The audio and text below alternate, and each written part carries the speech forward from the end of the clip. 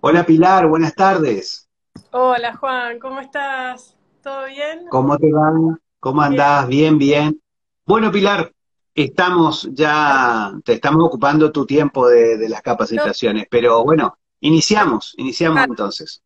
vamos a contestar preguntas entonces, así que porque también creo que los felicito por todo el trabajo que hicieron en el Consejo Federal, ustedes, Juan, así que creo que es muy enriquecedor esto de poder preguntar y tener un intercambio, así que sí, el tema de la empresa familiar es un tema súper interesante desde las estadísticas. En el mundo entero, hay una estadística que se hizo en Harvard en el 2001, mundial, en donde se relevó las empresas a nivel global y 2/3 de las empresas en el mundo son empresas familiares. Y hay estadísticas respecto de empresas familiares en Europa, también es una especialidad lo que es la temática de la empresa familiar desde lo jurídico, desde lo contable, por supuesto, impositivo, etcétera, pero desde lo jurídico es realmente una especialidad. Y tenemos estadísticas que demuestran que la empresa familiar, la mayoría del PBI de los países son generados por empresas familiares. Y ahora vamos a ver que hay distintas definiciones de empresas familiares, pero en el mundo entero tampoco tenemos una legislación específica de empresa familiar. Sí vamos a ver hoy la cuestión, por ejemplo, de los protocolos familiares, de los pactos de herencia futura que tenemos legislado en un solo artículo en toda la legislación nacional. Fíjense que en la ley de sociedades tenemos las sociedades cerradas y las sociedades abiertas, pero en ningún lado hay una legislación o normas que se refieran a la empresa familiar como una especialidad con problemáticas y características propias. Entonces, claro, no hay una legislación, tampoco estuve leyendo también estos últimos días derecho comparado, tampoco hay legislación específica de empresa familiar, sí, como decía recién, de pactos de herencia futura, sí hay, y también de protocolo familiar, pero no legislación específica de empresas familiares como fenómeno.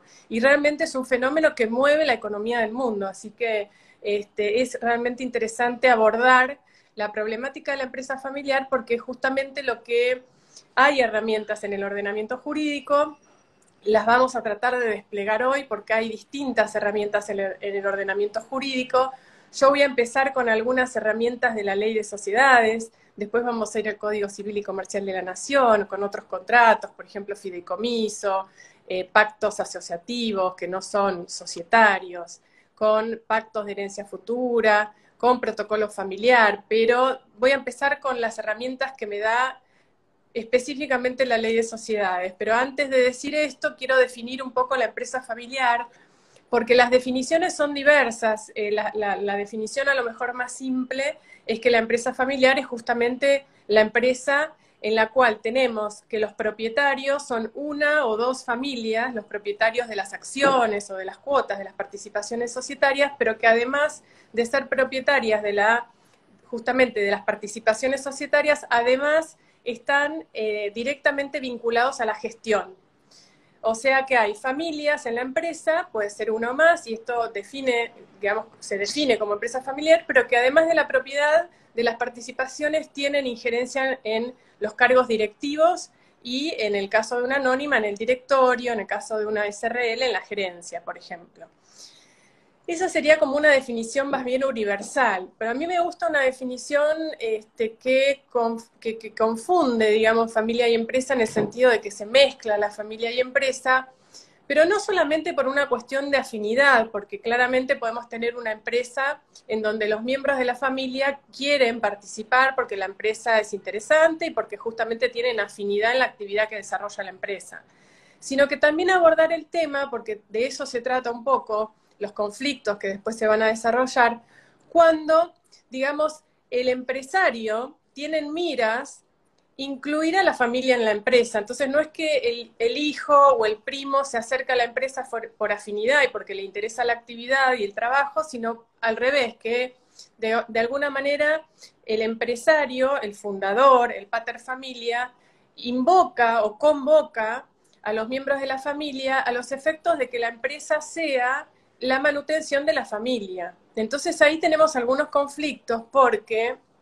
vamos a ver que no hay intereses siempre en la misma dirección, ¿no? El hijo que quiere, que estudió ingeniería y que la actividad se relaciona con la ingeniería, en la empresa puede llegar a tener, por supuesto, conflictos en la gestión o en el trabajo cotidiano, pero son conflictos que tienen que ver justamente con el trabajo y con la actividad. Distinto es cuando el pater familia, digamos, pretende que toda su familia ingrese en la empresa y entonces los hijos a lo mejor no tienen afinidad con la actividad de la empresa. A lo mejor tienen otra vocación, a lo mejor son, para decir algo un poco trillado, pero claro para el ejemplo, a lo mejor le interesa ser artista y bueno, y trabaja, pero trabaja como para cumplir y trabaja como para tener un sustento, pero en realidad el foco y la energía la tienen en otro lado.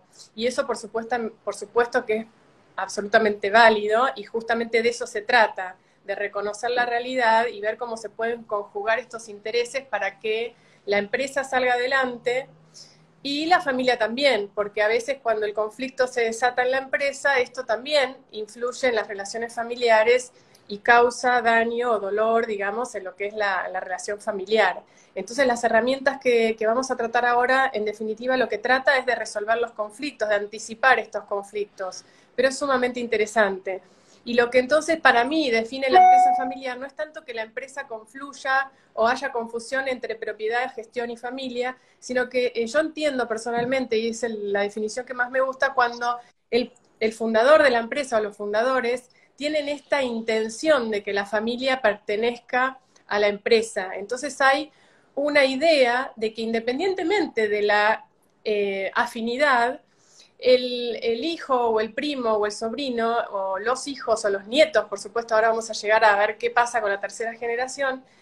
Bueno, el pater familia tiene esta intención de que independientemente de lo afín, hay una intención de que haya una confusión entre familia y empresa, o sea, que la empresa sirva para la manutención de la familia.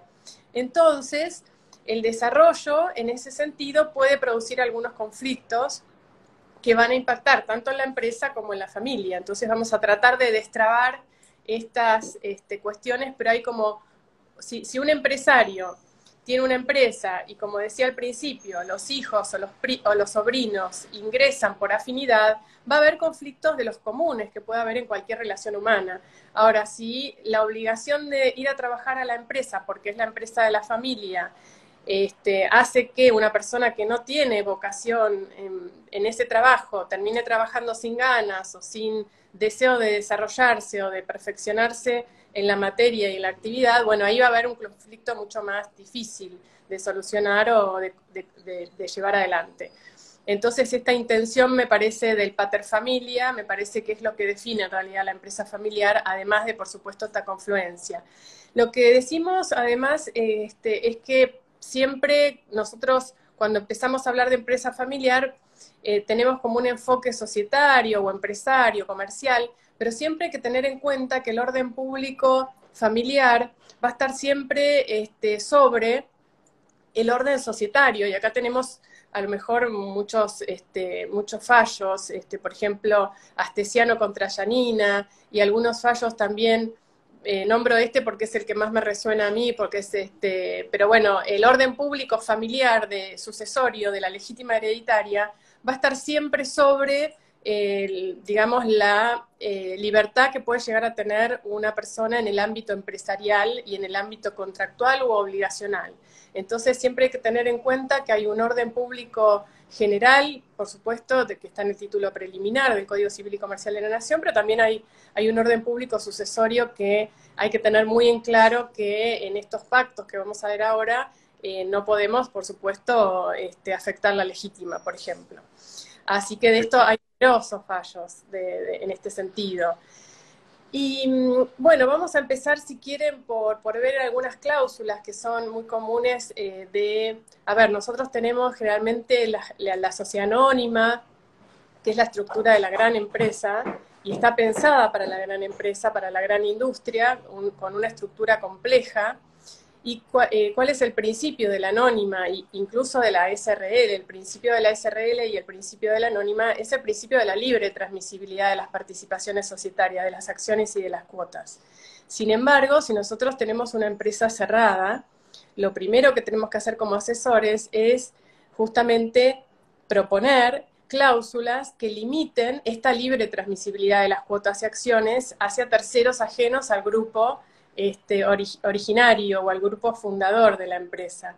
Entonces tenemos estas cláusulas en donde se limitan, por un lado, las tenemos en las sociedades anónimas, que se incluyen, digamos, en los estatutos, pero no solamente las puedo, digamos, redactar en el estatuto constitutivo, en el contrato constitutivo, sino que a lo mejor puede asesorarse que esto se incluya en una posterior reforma. No es que si no está en el instrumento constitutivo, ya están, no, quedé afuera de esta posibilidad, sino que siempre tenemos la posibilidad de que los accionistas celebren una asamblea, una reforma de estatutos, y entonces puedan incorporar cláusulas que limiten la libre transmisibilidad. Y acá tenemos algunas variantes que son muy interesantes. O sea, lo que hacen estas cláusulas de alguna manera es personalizar la sociedad, porque tenemos, digamos, desde el punto de vista de la ley de sociedades, tenemos las sociedades de capital, que menciono las dos más comunes, que son la SRL y la SA, pero también vamos a tener ahora las SAS, que si bien en la ciudad de Buenos Aires hoy no se recomienda una SAS por todos los problemas que tenemos acá, Problemas. pero en el resto del país las SAS están funcionando muy bien. Acá se Este, constituyen muchas SAS, qué bien. Por eso, y por escritura pública. es La excelente. quieren por escritura pública. Bueno, las SAS vamos a ver si querés en un ratito, porque la verdad que es un instrumento muy dúctil, es un instrumento que se lo llama híbrido, porque toma lo mejor de la SRL en cuanto a la organización de la administración y gobierno, y tiene como un enfoque personalista, una estructura personalista para lo que es la administración y el gobierno, pero toma de las sociedades de capital, toma justamente la limitación de la responsabilidad. Entonces es interesante porque tiene acciones en el capital social, entonces se van a poder transferir las acciones en el caso de que se transfieran de una manera ágil, sin necesidad de inscribirla en el registro público, sino que se inscriba en el mismo libro que lleva la propia sociedad.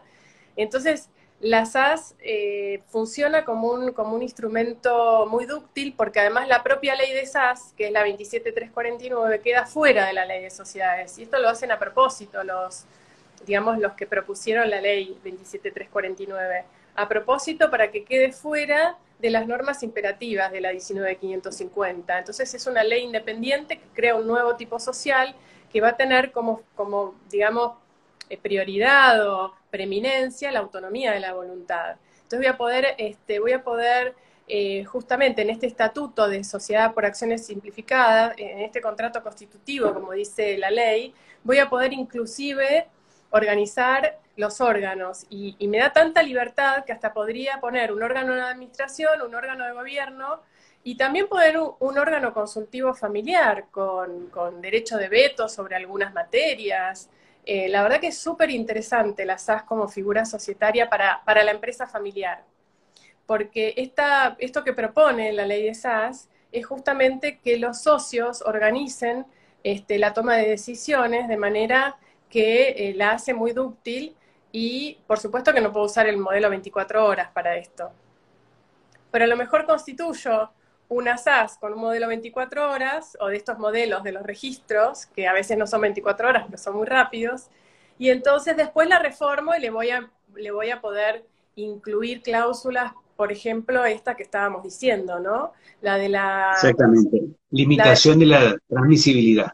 exactamente. Entonces tenemos distintas cláusulas, por ejemplo, desde la posibilidad de pedir la unanimidad directamente de los socios, hasta la más común y la más simple o la más cotidiana que se usan en los contratos constitutivos o los estatutos, es digamos, establecer un procedimiento para que los que desean transferir primero ofrezcan a los socios fundadores o a los socios originarios. Este procedimiento es más común porque no es falible en el sentido de que tiene algunos temas importantes a tratar, como es, por ejemplo, qué pasa si impugno el precio. O sea, todo el tema de las valuaciones siempre va a ser un tema que puedo llegar a tener un conflicto.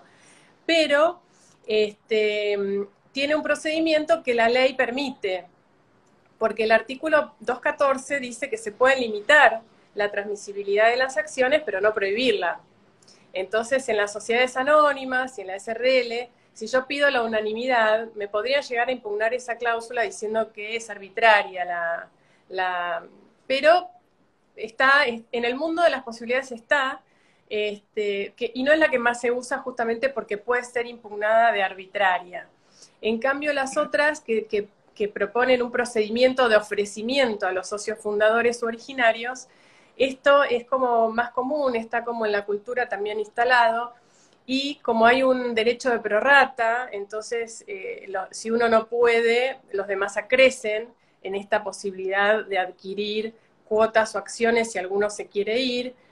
Y bueno, sí, el talón de Aquiles va a ser siempre la evaluación, porque si yo digo que el tercero me compra a 10 millones de dólares, y bueno, obviamente me van a impugnar el precio los otros socios, y ahí puede llegar a haber un conflicto. Claro.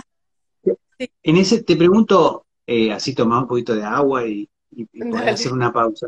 En la limitación, Pilar, podía estar, por ejemplo, como un requisito en esa limitación, que, como estamos hablando de empresa familiar, que tenga un vínculo el nuevo socio con los demás socios. ¿Podría ser esa una limitación? ¿Un vínculo familiar? Un tercero.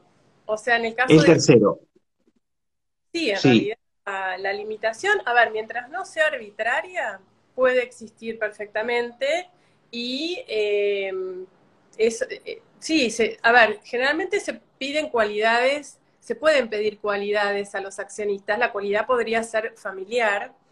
ujú, También utiliza esto de las cualidades que vos mencionás, Juan, para las sociedades, por ejemplo, de médicos, o para eso es muy común en los médicos, es muy común en los profesionales que se agrupan y hacen sociedades de profesionales. Entonces claro, en esos estatutos uno ve con total, digamos, adecuación a lo que debe ser, que deben tener cierta cualidad que tiene que ver con la profesión en ese caso. Pero sí, por supuesto, exactamente. en las SAS, lo interesante es que además puedo prohibir la transferencia. Prohibir, así, prohibir. Sí, Solamente pueden adquirir los socios.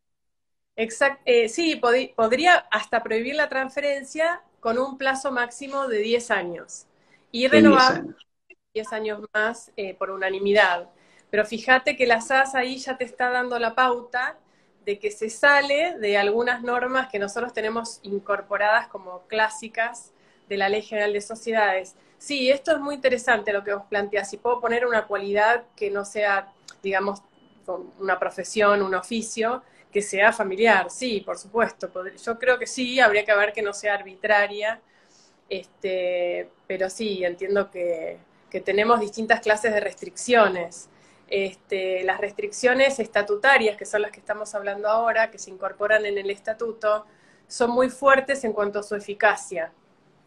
Entonces, si se incumple, la transferencia es sin ningún valor.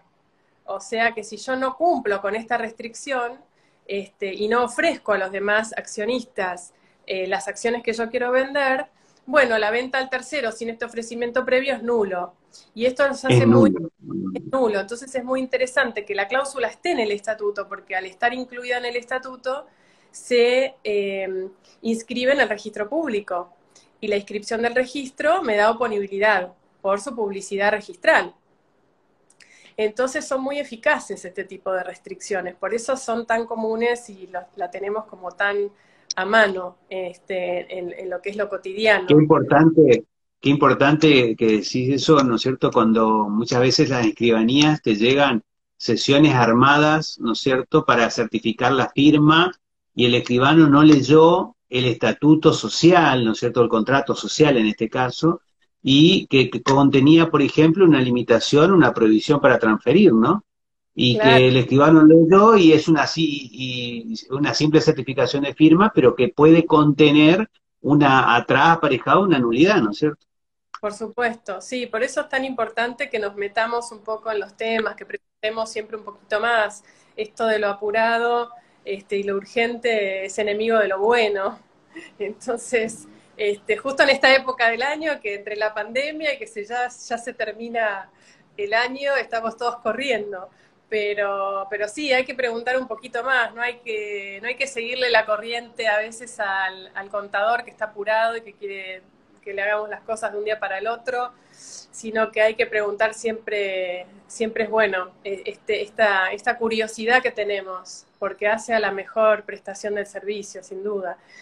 Y también, entonces, hay algunas otras restricciones que se hacen como pactos fuera del estatuto, que son válidos estos pactos externos al estatuto, como por ejemplo los pactos de sindicación. La empresa a lo mejor es muy grande y es una anónima, que es digamos, el traje jurídico de la gran industria, y en lugar a lo mejor de tener una cláusula estatutaria, dentro del estatuto lo que tienen es un pacto de sindicación, que son estos pactos que son contratos en donde los socios pactan agruparse, ya sea para votar en un sentido unificado o para también transferirse sus acciones en este grupo. Pero estos pactos de sindicación no son tan, digamos, tan comunes para lo que es la pyme o la empresa familiar, justamente porque no son oponibles a la sociedad, justamente porque son extra societarios en el sentido de lo estatutario, están fuera del estatuto. Entonces estos pactos son válidos. A mí me tocó hace unos años estar del lado de una persona que había cedido las acciones, incumpliendo el pacto, cedió las acciones. Y lo que terminó fue en un lindísimo juicio que tuvieron de daños y perjuicios, pero el nuevo adquirente de las acciones, como la prohibición no estaba, o el procedimiento de ofrecimiento no estaba dentro del estatuto, el Estatuto. socio adquirió su estatus de socio. Así que me tocó verlo muy de cerca, esta cuestión de la ineficacia de firmar un contrato, que a veces se ponen cláusulas penales e incluso se puede hasta depositar las acciones ante una escribanía o transmitirlas a un fideicomiso. En ese caso, bueno, el fiduciario podría ser el propietario. Si es el propietario fiduciario, bueno, va a tener que también, si vota en un sentido distinto a la instrucción que le dieron privadamente, nadie va a poder decir que la asamblea es nula, porque él vota como propietario de las acciones, por ejemplo. Y si no cumple con las instrucciones que le dieron en los fiduciantes, bueno, va a quedar como fuera de lo que es la eficacia que tiene esta cláusula dentro del mismo estatuto. Por eso es tan importante la SAS en esto, porque nosotros, al tener esta libertad, esta preeminencia de la libertad y de la autonomía de la voluntad, este nuevo paradigma que trae la SAS, para estas cuestiones es muy rico, es muy interesante porque nos permite tener esta creatividad de generar estos compromisos, estos pactos, pero al mismo tiempo incluirlo en los estatutos.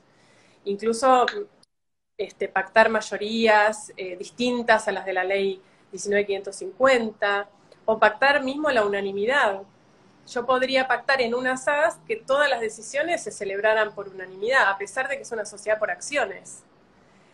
Entonces, bueno, tenemos ahí algunas discusiones de hasta qué punto, hasta dónde llega esta libertad. ¿Podría negar el derecho de receso en una SAS? Bueno, esto se pregunta la doctrina y todavía hay distintas posturas, entonces no tenemos algunas respuestas desde la jurisprudencia, porque tenemos desde el 2017 la SAS, así que hay muy poquitos años de Claro. SAS.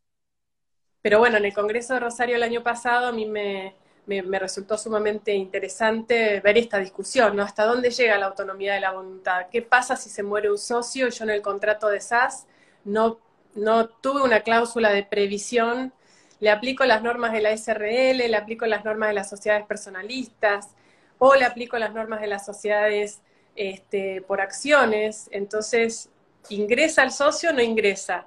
Entonces nos damos cuenta del protagonismo que tenemos como profesionales.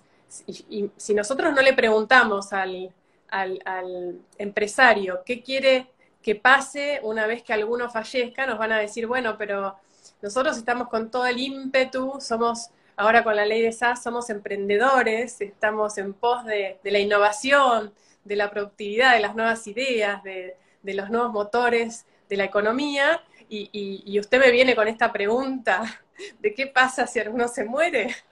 Bueno, es muy Claro, antipática la pregunta. sí, sí, tal cual, ¿no? Que en esa situación nos pasa todos los días, ¿no? Que Sí, hablamos de la muerte a lo que están presente delante nuestro, pero bueno, nos queda otra y es una situación. Prohibir la entrada directamente a los herederos es posible, ¿no? es perfectamente posible. De hecho, en las sociedades de personas, así lo determina la ley de sociedades, en las sociedades de personas directamente del capital, digamos, se reduce la participación del fallecido en el sentido de la proporción en el capital, se le paga el crédito, por supuesto, se convierte en un crédito, la participación que tenía el fallecido, y los herederos cobran, pero no van a ingresar a la sociedad.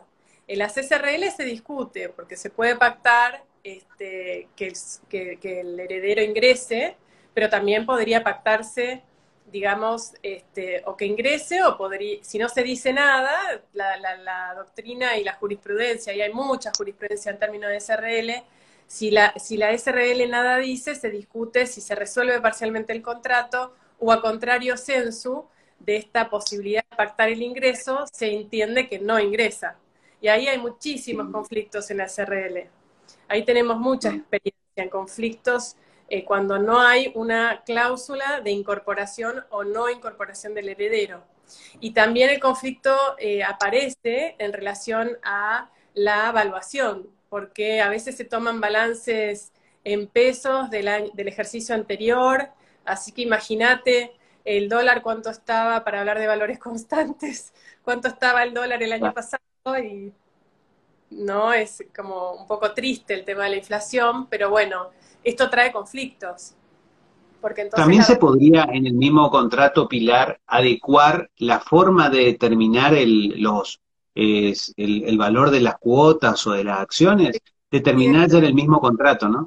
se puede determinar, se puede pactar un perito, se puede determinar Ok. días de evaluar la empresa, por valor libro, por valor de mercado, por flujo de fondos, por algunas otras ventas que se hicieron de acciones con métodos comparativos, por una mezcla de todos estos métodos. Sí, hay métodos de evaluación de empresa y también, por supuesto, por peritos o por árbitros o tasadores profesionales, como pueden ser estos grandes estudios de contadores que pueden servir como auditores y al mismo tiempo como peritos del valor, donde mezclan todas estas formas de evaluar la empresa.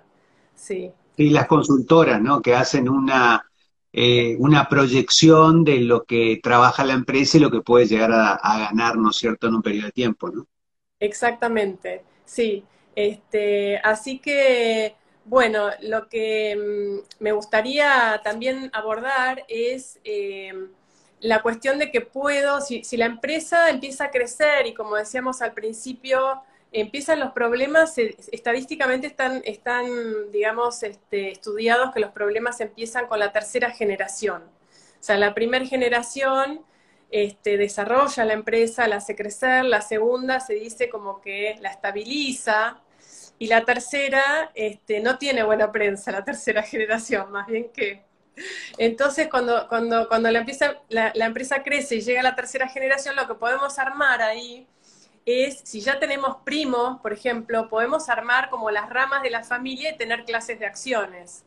Entonces, o establecer una gerencia colegiada, si es una SRL, y decir cómo se van a elegir los directores por clases. Entonces podemos ver a lo mejor tenemos un estatuto común y corriente de SA, y cuando la empresa crece, lo modificamos, le incluimos cláusulas de restricción a la transferencia de acciones, pero también le podemos incluir clases de acciones, que eso es lo que me da la ductilidad de las acciones. Yo puedo tener acciones de voto plural, acciones, por ejemplo, ordinarias, pero clase A y clase B. Entonces, si tenemos los primos, ponele los Sánchez y los Pérez, y bueno, la empresa va creciendo, entonces los Sánchez van a tener clase A y los Pérez clase B. Entonces, los clase A van a tener garantizado X cantidad de directores y los B lo mismo. O podemos decir, como las grandes empresas que cotizan en bolsa, también las acciones clase A tienen voto plural, las acciones clase B tienen voto ordinario y podemos hacer elección de directores, ya sea o por clases de acciones o tener un voto plural. En definitiva, lo que me va a dar es el control societario por la suma de los votos que me da esta acción de voto plural.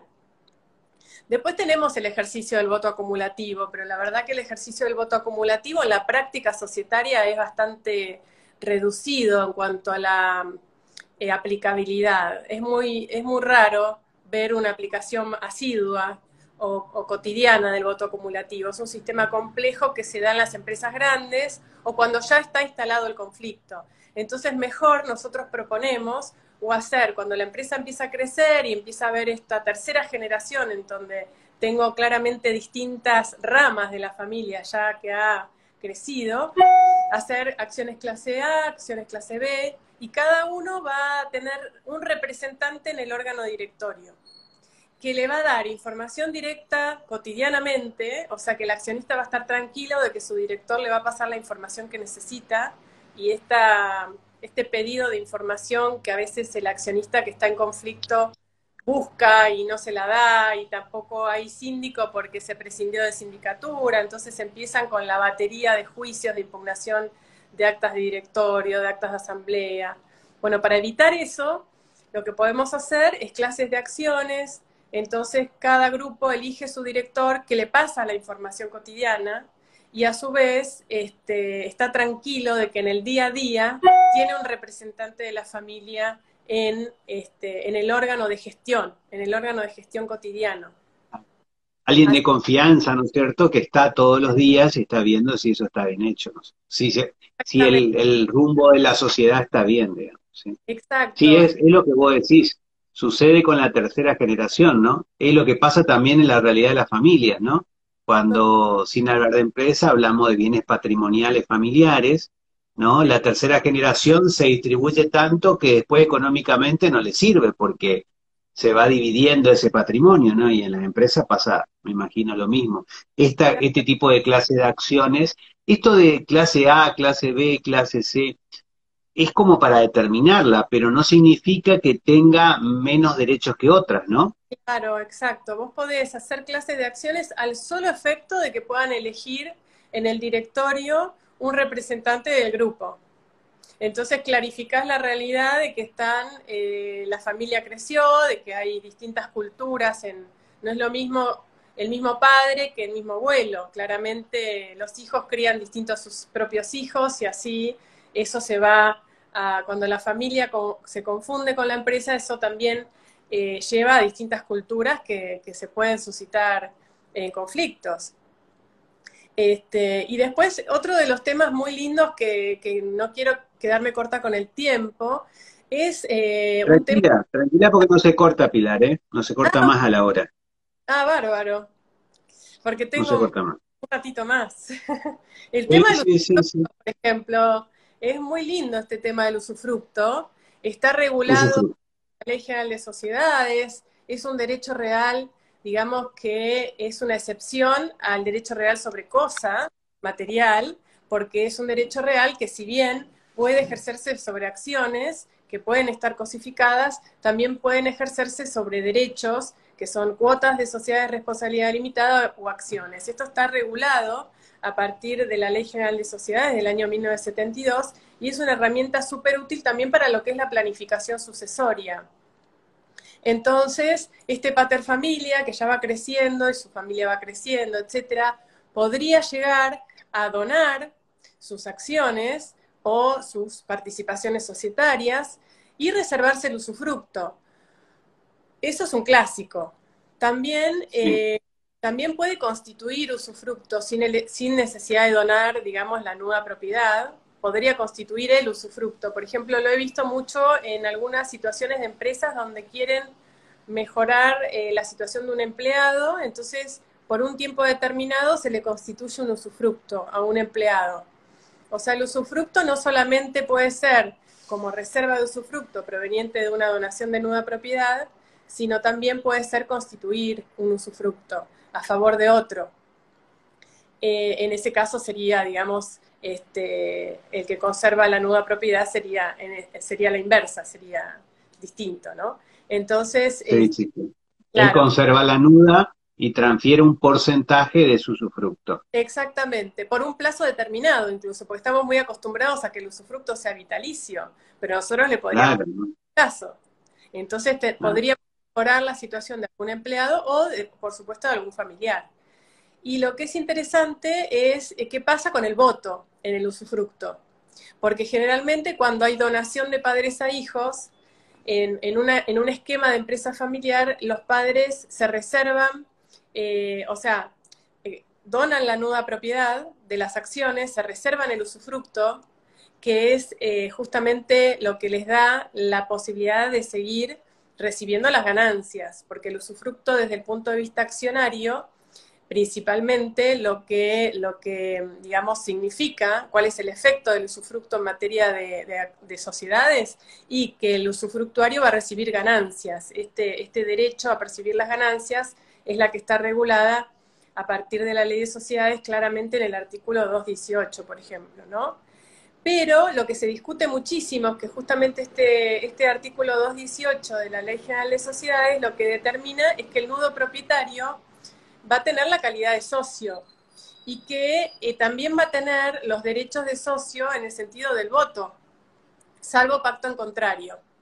Entonces, si el padre dona la nuda propiedad al hijo, naturalmente, por el artículo 218, el hijo tendría derecho de voto y el padre tendría las ganancias.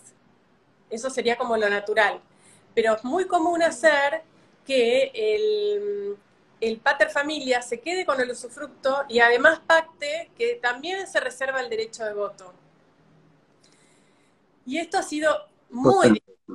ha sido muy discutido porque la definición de usufructo es justamente aprovechar los frutos desde el punto de vista económico, se aprovecha lo que producen las acciones, que son básicamente las ganancias, justamente, y que el derecho, sin alterar la sustancia, digamos, es el concepto del usufructuario, no podría alterar la sustancia de la cosa de la que percibe frutos. Entonces, alterar la sustancia puede significar que no tenga, entonces el nudo propietario no tiene derecho de voto, no tiene derechos políticos, no tiene nada más que un derecho en expectativa al fallecimiento del que es el que reservó el usufructo con el derecho de voto. O sea, si el donante se reserva todo, que es el derecho de voto y los frutos, el nudo propietario, que es el hijo, en el caso del ejemplo, tiene solamente un derecho a la expectativa. Entonces, esto se discute mucho en doctrina. De hecho, en la Ciudad de Buenos Aires estaba prohibido, en la resolución 7 del 2005, en IGJ, NICEN prohibió que que el usufructuario se reservara el derecho de voto, porque él entendía que el derecho de voto debe estar con el nudo propietario, porque cualquier pacto en contrario podría alterar la sustancia. Esta hipótesis de que cualquier pacto en contrario podría alterar la sustancia es lo que se discute, porque claramente el 218 de la Ley General de Sociedades prevé un pacto en contrario. Entonces, bueno, ¿hasta qué punto se puede prever que el voto lo va a conservar, digamos, el usufructuario donante? Y esto Pero se... aparte, Pilar, es lo más justo, porque como vos decís, el pater familia entrega a los efectos de que sea el nudo propietario de sus hijos y él recibe los beneficios. Pero una decisión de un voto, de una resolución mal tomada por el hijo, puede perjudicar su beneficio que tiene su usufructo. Entonces, es Total, lo más lógico que el usufructuario pueda votar para tomar las decisiones que le convengan para las ganancias de la sociedad. sí. Y también, sí, absolutamente, Juan, estoy totalmente de acuerdo con vos. Pero al mismo tiempo, si por ejemplo hay un aumento de capital y no suscribe el aumento porque no tiene plata, también está perjudicando al hijo que es nudo propietario, porque le van a Ah, licuar la participación. Entonces hay como un juego ahí que tiene distintos aspectos a analizar y que la doctrina no se pone de acuerdo. Las normas de IGJ se modifican. Ahora es posible, pero hay que informarlo. Ahora se puede pactar el voto para el usufructuario, pero hay que informarlo. En una época, digamos, estaba prohibido en general, pero, perdón, estaba prohibido, después se permitió, pero para los actos importantes de la vida societaria, como por ejemplo la liquidación o la transformación, debían concurrir los dos, el nudo propietario y el usufructuario debían concurrir en esta voluntad social, incluso por analogía en la resolución acá de IGJ, lo aplicaban a las sociedades por acciones, que en realidad no tienen fiscalización sobre lo que son las inscripciones del usufructo en una sociedad anónima al registro público. Pero ellos controlan cuando hay asambleas, quién vota. Y ahí aplicaban por analogía las normas que tenían, sobre las cuales tenían control, que son las SRL, sobre las sociedades que sí tienen control en el registro público. Así que y el ahí te hago tema... una pregunta, Pilar, porque no lo sé. Por ejemplo, ¿podría haber la posibilidad, de acuerdo al objeto o de acuerdo al tema a resolver, que el Sí, voto sea para el usufructuario y para el nuevo propietario? sí, absolutamente. Yo estoy un poco en una postura intermedia, como la que vos planteás ahora, o sea, decir, bueno, nunca va a tener derecho de voto o siempre va a tener derecho de voto.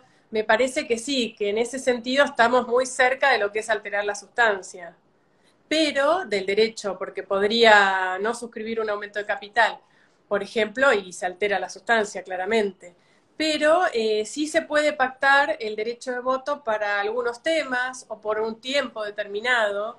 Entonces yo estoy personalmente en una postura como la que vos planteás, Juan, ahora como consulta, pero en realidad es como una postura intermedia, donde para ciertas situaciones o que confluyan, como fue la postura intermedia de la IGJ que estuvo hace un tiempo, que bueno, para ciertos actos importantes de la vida de la sociedad digamos, se tienen que poner de acuerdo nudo propietario con usufructuario. Así que el tema del usufructo es muy interesante y resulta una herramienta para lo que es esta planificación sucesoria de una empresa familiar. Pero también el fideicomiso puede ser un instrumento interesante para la planificación en una empresa familiar.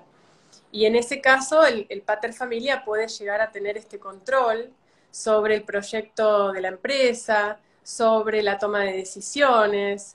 O sea que el fideicomiso, a partir de la 24441, allá por el año 1995, que se empezó a desarrollar muy incipientemente y que ahora ya todo el mundo habla de fideicomisos y que a partir del código tiene una regulación más amplia. Y bueno, la verdad que los fideicomisos también, el fiduciario propietario de acciones o participaciones, en definitiva va a ser un propietario. Pero bueno, acá por ejemplo en la IGJ también habían cuestionado en un expediente que se llamaba Buenos Aires Broadcast si el propietario fiduciario se podía considerar un propietario. Así que tuvimos esa cuestión porque era un fideicomiso de garantía en ese caso particular. Entonces se lo cuestionó las facultades del fiduciario de votar. Pero bueno, hoy sabemos que el fideicomiso es un contrato también muy dúctil y también apto para una planificación sucesoria, siempre, por supuesto, sin perjuicio de terceros y siempre teniendo en cuenta la legítima de los herederos forzosos. Pero justamente lo que me parece muy interesante del nuevo código es estas nuevas propuestas que trae el nuevo código en relación al pacto de herencia futura, que ahora voy a mencionar algunas cuestiones del artículo 1010, pero antes de ir al artículo 1010, o también a lo mejor como, podemos hacer como un convenio marco, ¿no? Dentro de lo que es el artículo 1010. Porque podríamos hacer un convenio marco del artículo 1010, que es este artículo que propone que si bien el principio general es que la herencia futura, sobre la herencia futura no se puede pactar porque es, digamos, está prohibido, la prohibición está en la primera parte del artículo 1010, pero en la segunda parte del artículo 1010 está la posibilidad de que se hagan contratos sobre la herencia futura, siempre que haya una explotación productiva o participaciones societarias.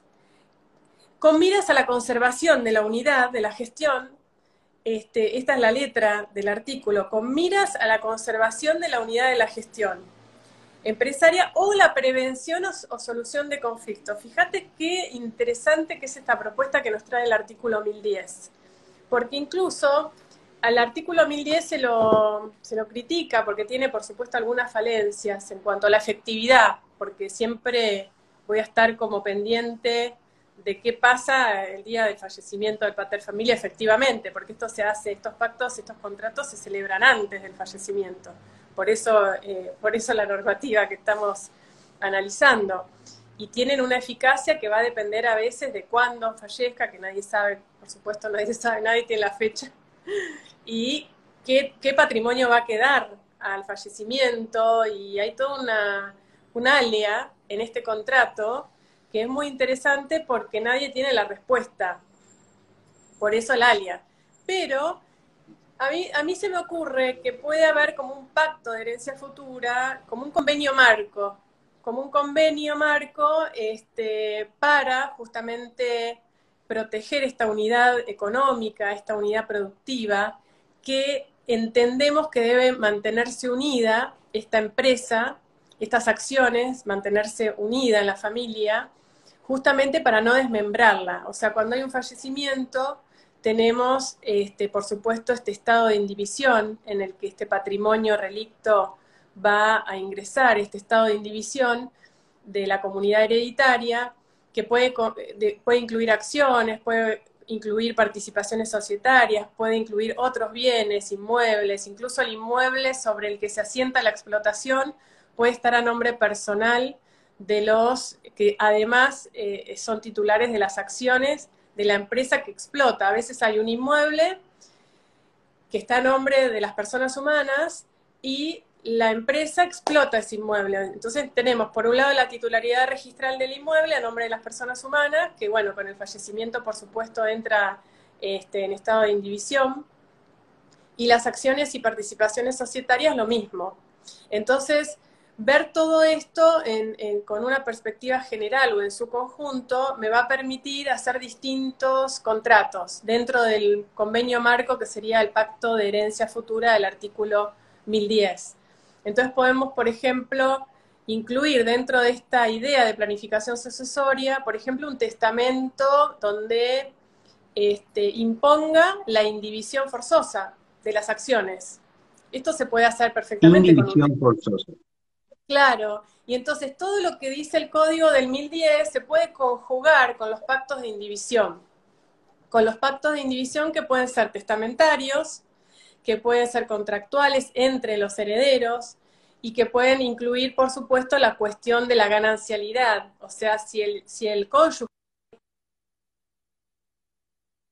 o el cónyuge acompañó, bueno, ese cónyuge va a tener también prioridad y va a poder pedir la indivisión. Y eso está específicamente regulado en el artículo, por ejemplo, 2332. Entonces me permite una estabilidad de la empresa y una unidad de la empresa, porque el cónyuge se puede oponer a la partición, y eso lo tenemos en otras normas, independientemente, pero se pueden conjugar. La posibilidad de la indivisión forzosa por 10 años, ¿no? Este límite de 10 años, que en 1010 no tiene los 10 años, fíjense la diferencia. No, el 1010, por eso te quería preguntar, el 1010 no habla de plazo. Exacto, o sea que nos da una puerta un poco más amplia.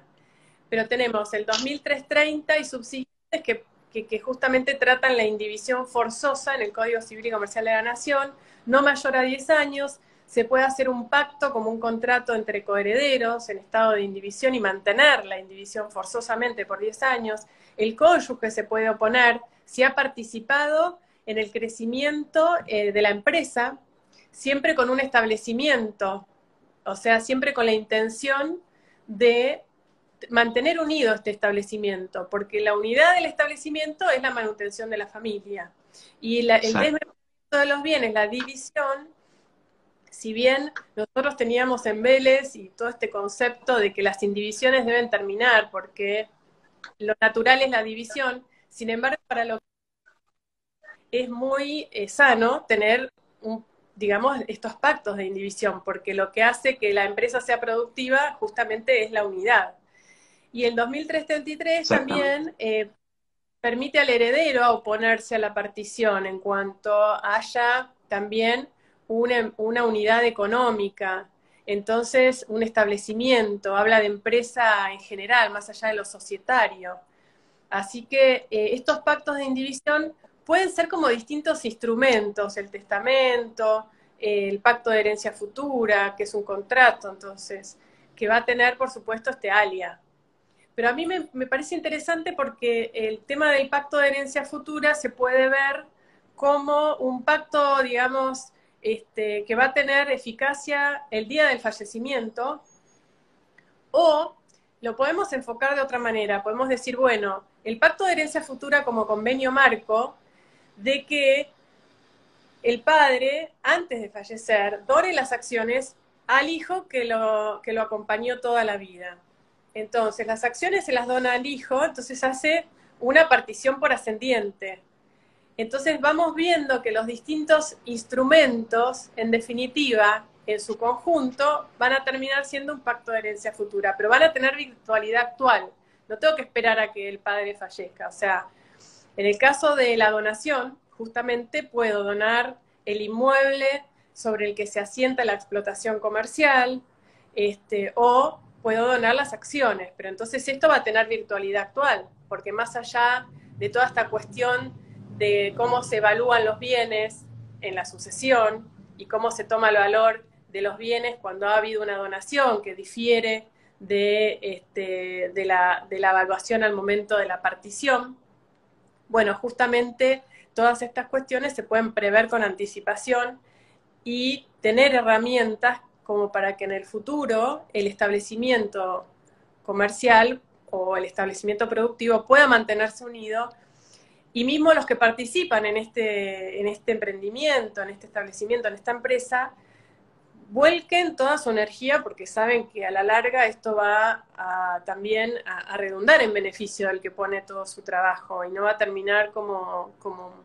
la historia de algunas series que están por Netflix. Por ejemplo, Successions es una serie que ganó un montón de premios y que trata de las intrigas de un padre que no quiere dejar el control y que hace que todo el mundo se pelee, y empieza la serie diciendo que va a dejar la empresa y que va a elegir al sucesor, y después dice, bueno, no, en realidad me voy a quedar un tiempo más. Y bueno, esto es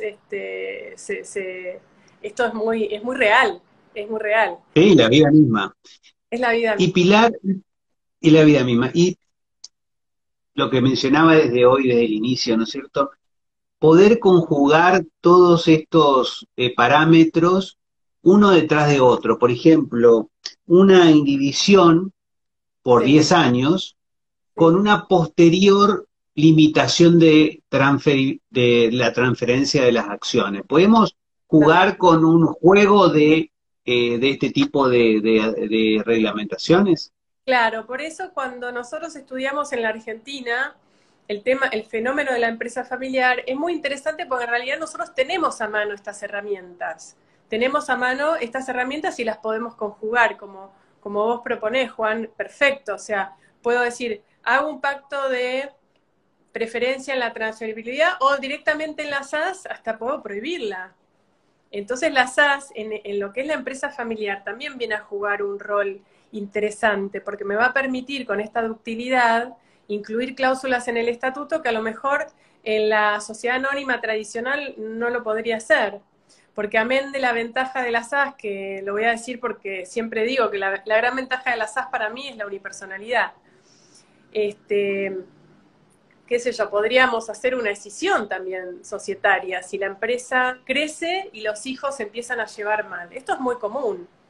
Entonces, utilizar una figura que ya tenemos en el ordenamiento, que es la figura de la decisión societaria, regulada por el artículo 83 y siguientes, 88 propiamente es el de la decisión, pero todo este fenómeno de la reorganización societaria es muy común utilizarlo para familias que crecen y que ya empiezan como a llevarse mal entre los primos. Entonces, antes de que nos peleemos todos y que la empresa ande mal, lo que hago es dividir mediante una escisión. Pero entonces tengo herramientas y una decisión puede digamos, terminar con una SAS, en una de esas que se cinden, puede ser una SAS unipersonal, por ejemplo, e ir, digamos, conjugando estas herramientas que ya tiene el ordenamiento jurídico y que a lo mejor nosotros podemos aportar creatividad justamente en esta propuesta que vos decís. Sí. Así es. Así que, por ejemplo, el año pasado yo anoté una ponencia que me encantó. De las SAS había muchísimas que anoté y me encantaron, pero hay una de una abogada que es Juárez, que es de Córdoba, ¿no? Que se le había ocurrido como una solución a un conflicto familiar. Había uno de los hijos que necesitaba cobrar todos los meses, pero que en realidad no le interesaba nada a la sociedad. Entonces se le ocurrió en su ponencia, y yo por ahí no estoy tan de acuerdo con la calificación jurídica del contrato, porque lo denomina locación de acciones. Yo creo que es más un contrato innominado que una locación. Pero ella lo denomina así porque habían solucionado justamente este hijo que iba todos los meses a cobrar, y que no le interesaba la gestión de la empresa, ni el futuro de la empresa en el sentido del proyecto, ¿no? Sí, por supuesto, su cuota mensual. Entonces lo que hicieron fue un contrato innominado, para mi gusto, pero ella lo llamó locación de acciones. Entonces al hijo le pagaban todos los meses un canon prefijado, y lo que él, digamos, cedía el derecho de voto. Entonces el voto lo tenía, digamos, el inquilino, y él era el locador. No me gusta la terminología que usó, pero me El encantó inquilino era otro socio, digamos. Exacto, un hermano, el padre. Entonces le alquilaban las acciones, le pagaban el canon mensual, y con ese valor locativo lo que adquirían era el derecho de votar. Y ahí también se conjuga un poco la cuestión del derecho de voto como disociado de la propiedad de la acción, y se discute también esto. Hay un trabajo muy interesante de Marcelo Barreiro y de Gastón Mirkin, amigos, que profundizan esto del derecho de voto y la disociación de la propiedad de la acción. También Ignacio Alterini escribió sobre este tema en un libro muy lindo sobre el derecho de voto y la acción. Pero bueno, podemos animarnos también a lo mejor algún contrato innominado en este tema que facilite en realidad la vida cotidiana de la gente. Está bueno que usemos un poco Está la bueno, creatividad. está bueno. Y la SAS un poco necesita eso. Así que hay que Ah, perder. yo la primera vez que escucho, ¿no? Lo del alquiler la primera vez que escucho. Es genial, sí. La idea es como para disparar distintas cuestiones. Y bueno, lo de las SAS es muy interesante. También nosotros presentamos un trabajo el año pasado en Rosario, también con Gastón y con Marcelo, sobre la posibilidad de que cuando haya un minoritario en una sociedad de acciones simplificada, porque nos permite este tipo de pactos, cuando ya el minoritario va quedando muy minoritario y le queda, por ejemplo, un 2%, la posibilidad de que el minoritario fuerce la venta la compra de este porcentaje de acciones, y lo mismo, este es un derecho espejo que el mayoritario podría imponer siempre con un valor real, ¿no? Por supuesto, porque ahí no hay que no hay que entrar después en conflictos sobre las evaluaciones, etcétera. O sea, el talón de Aquiles vuelve a hacer la evaluación, pero animarnos a introducir cláusulas en las sociedades por acciones simplificadas, salir del modelo 24 horas y proponer, por ejemplo, esta cuestión de que si el minoritario ya evidentemente va perdiendo interés, bueno, puede pedir que le compren las acciones, cuestiones que en sociedades cerradas no tenemos, porque en las sociedades cerradas el gran conflicto es que cuando hay justamente un problema entre los socios, no tengo a quién venderle mis acciones porque no hay un mercado de capitales, no hay un mercado de valores. Entonces, Sí. ahí este tipo de mecanismo, con mucho cuidado y mucho respeto a lo que es el valor real de las acciones, y justamente estableciendo un mecanismo que proteja el valor, entiendo que es un mecanismo súper interesante que viene del mercado de valores, ¿no? Que está regulado en la ley de mercado de valores y que puede ser muy útil para lo que es esta invitación de las SAS de introducir cláusulas donde nosotros podemos diseñar con nuestra creatividad y facilitar de alguna manera la salida del socio que cuando entra en conflicto empieza a buscar abogados, a pelear, a pedir información, a impugnar y no se termina más. Sí, Así que porque ocurre que pasa peor que en las empresas donde son personas extrañas, ¿no?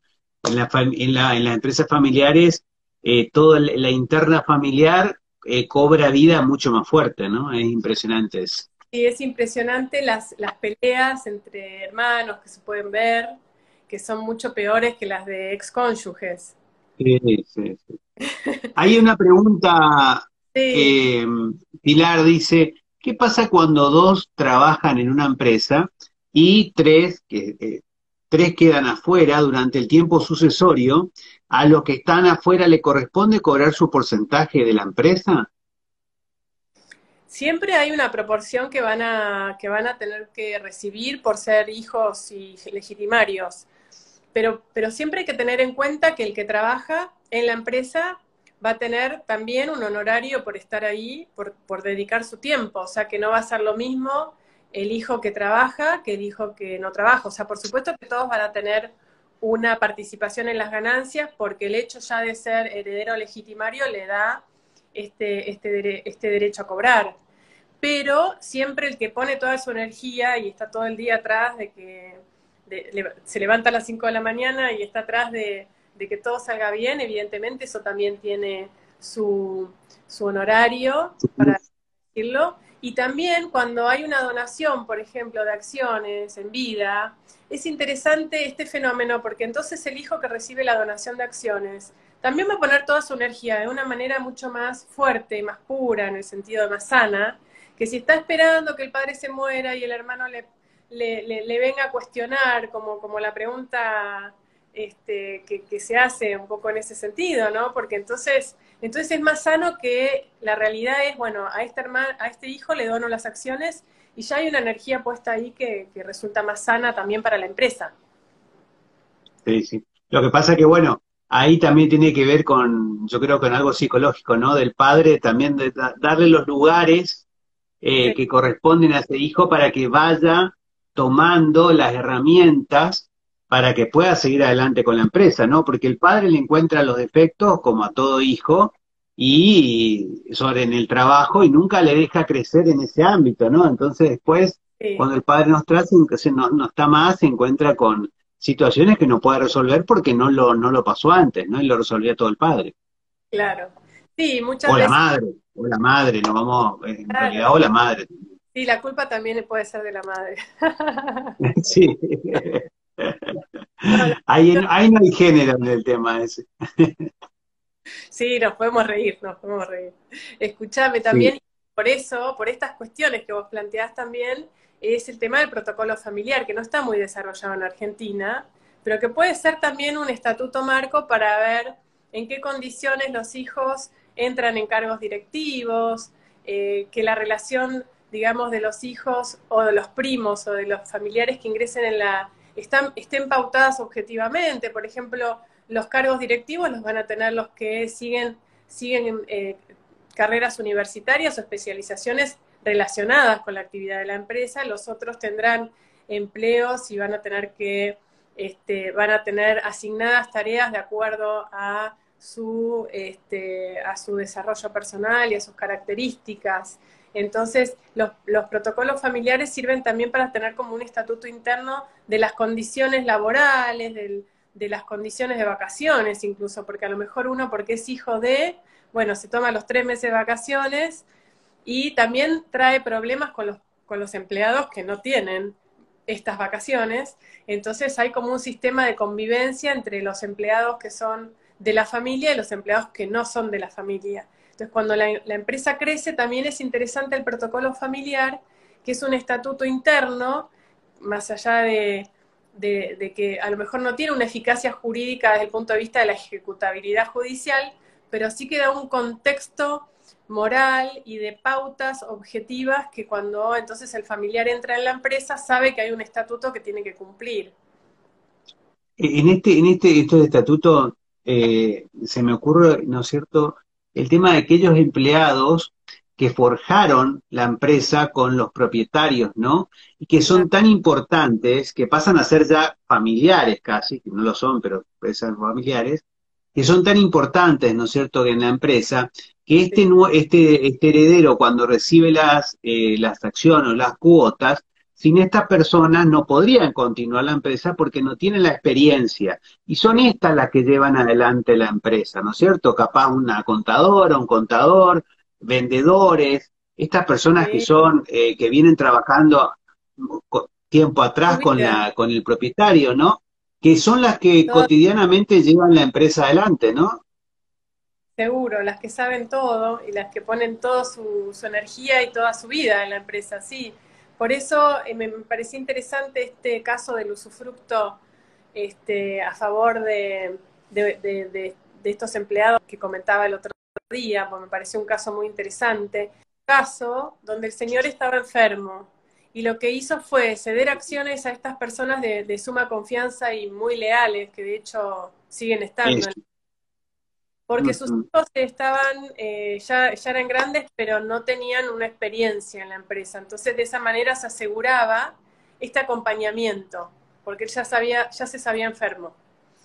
Así que eso fue muy interesante cómo lo pensó él. Después hicimos una unificación de voto porque tenía un hijo con el que no se llevaba bien. Y bueno, tuvimos que pensar algunas cuestiones en relación al voto y ahí hicimos un pacto de voto, de sindicación en relación al voto.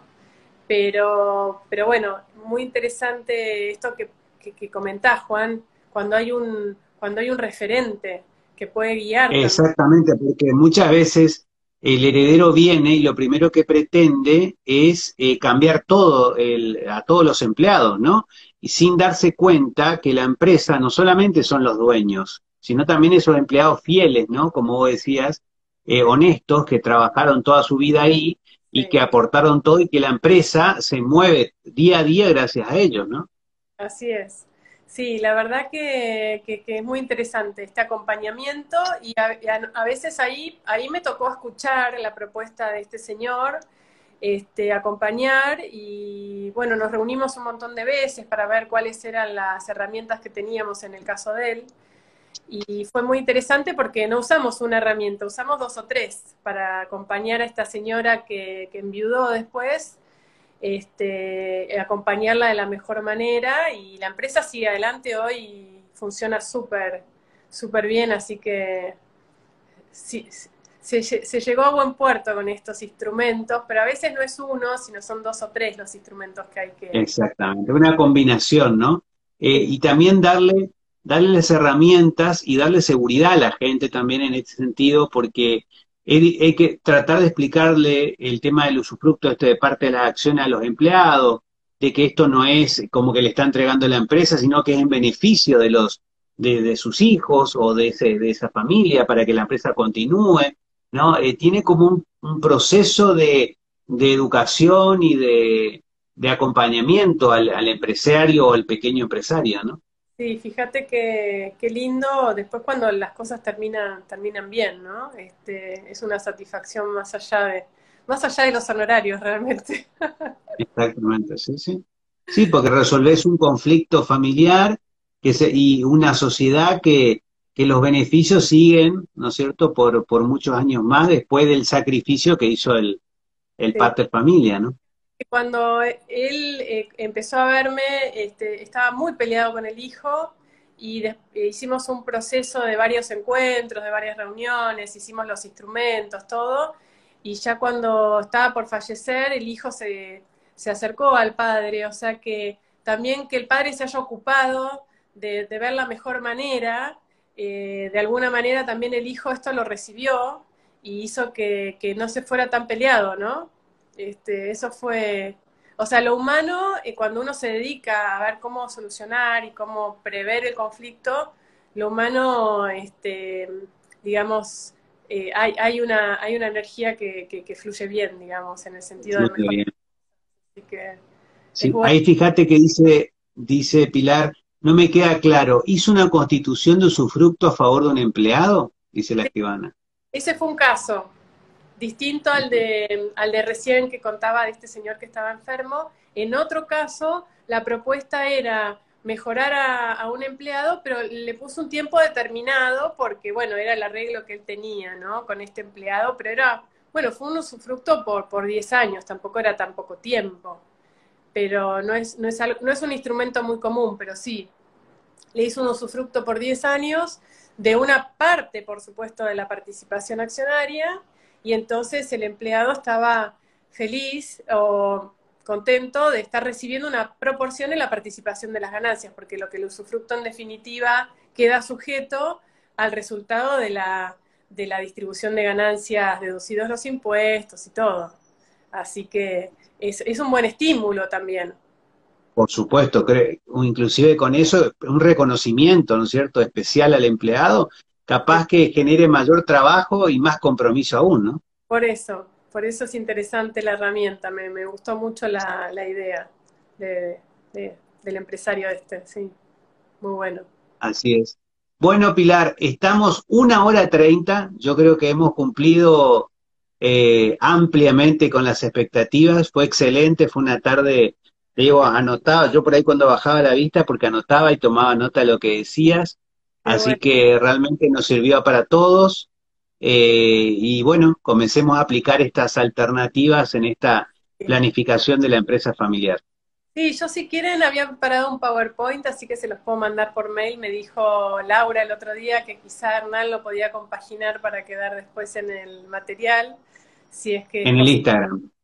Claro, así que bueno, queda a disposición. Igual es un tema que me quedaría más tiempo, pero bueno, el formato es este, así que yo encantada y te No, súper agradezco, como siempre. no, y no te preocupes que Laura enseguida, vos ya decís, me queda y Laura ya toma nota y te agenda para el mes que viene. Así que no te preocupes, que ella siempre cuenta con vos y sabe que ustedes están para las capacitaciones. Así que nosotros somos los agradecidos de contar con ustedes, de escucharlos, de aprender de ustedes todos los días. Bueno, gracias Juan, un gran abrazo y muchísimas gracias como siempre, ¿eh? Nos vemos A vos, prontito. Pilar. Abrazo. Dale, besito. Chao, Chao. chao. Saludos a todos. Gracias. Chao.